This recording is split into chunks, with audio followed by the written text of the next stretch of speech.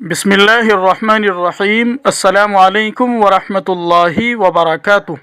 محترم سامعین کرام، اتراکھنڈ اسمبلی میں یکساں سول کوڈ بل پیش کیے جانے پر حضرت مولانا سید ارشد مدنی دامت برکاتہم کا بہت بڑا بیان سامنے آیا ہے۔ مولانا ارشد مدنی نے اپنے بیان میں کہا، شریعت کے خلاف قانون ہمیں منظور نہیں ہے۔ اتراکھنڈ اسمبلی میں پیش کیے گئے یونیفارم سول کوڈ UCC بل پر سیاسی جنگ شروع ہو چکی ہے۔ مسلم تنظیموں اور کئی مذہبی رہنماؤں نے اس فیصلے سے متعلق اتراکھنڈ حکومت کی سخت تنقید کی ہے۔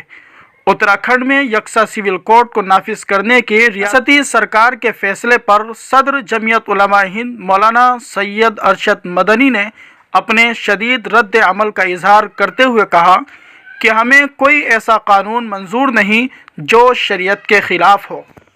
حضرت مولانا سید ارشد مدنی دامت برکاتہم نے جاری اپنے ایک بیان میں کہا کہ مسلمان ہر چیز سے سمجھوتا کر سکتا ہے، لیکن اپنی شریعت اور دھرم سے ہرگز کوئی سمجھوتا نہیں کر سکتا۔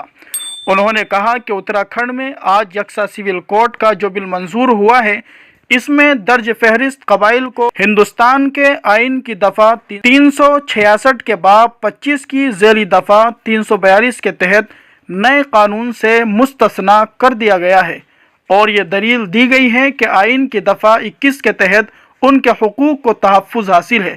مولانا ارشد مدنی نے سوال کیا کہ اگر آئین کی ایک دفعہ کے تحت درج فہرست قبائل کو اس قانون سے الگ رکھا جا سکتا ہے، تو آئین کی دفعہ 25، 26 کے تحت ہمیں مذہبی آزادی کیوں نہیں دی جا سکتی، جن میں شہریوں کے بنیادی حقوق کو تسلیم کرتے ہوئے مذہبی آزادی کی ضمانت دی گئی ہے۔ اس طرح دیکھا جائے تو یکساں سول کوڈ بنیادی حقوق کی نفی کرتا ہے۔ اگر یہ یکساں سول کوڈ ہے تو پھر شہریوں کے درمیان یہ امتیاز کیوں ہے؟ انہوں نے یہ بھی کہا کہ ہمارے لیگل ٹیم اس بل کے قانونی پہلوؤں کا جائزہ لے گی، اس کے بعد قانونی چارہ جوئی کے بارے میں فیصلہ کیا جائے گا۔ مولانا ارشد مدنی دامت برکاتہم نے کہا کہ سچ تو یہ ہے کہ کسی بھی مذہب کا ماننے والا اپنے مذہبی امور میں کسی طرح کی بیجا مداخلت کو برداشت نہیں کر سکتا۔